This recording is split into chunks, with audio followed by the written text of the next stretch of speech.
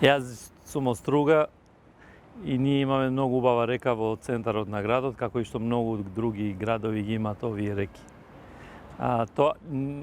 Граѓаните направија една хармонија живејќи покрај реката со децении.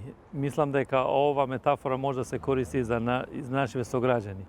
Луѓето во Македонија треба да живеат едни со други, не едни покрај други. И иднината е во наоѓање на една хармонија која ќе ствара попозитивна и посветла иднина за сите нас.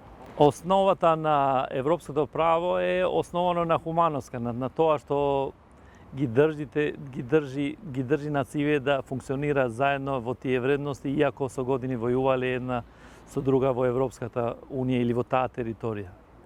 Најпоголеми вредности од хуманите вредности не постојат во оваа земја и ние треба да сватиме како битија дека сме дел од природата и не сме центар од овој универзум.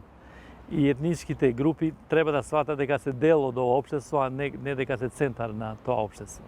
Позитивен пример би земал од самото мое семејство. Мојата ќерка сега оди во клубови кои се мултиетнички, која не беше реалност пред 20 години. Нема веќе клубови кои се поделени на етничка основа, но важно е за нив спортот, цртањето, тие активности што се важни и што им носат некакво задоволство на тие млади.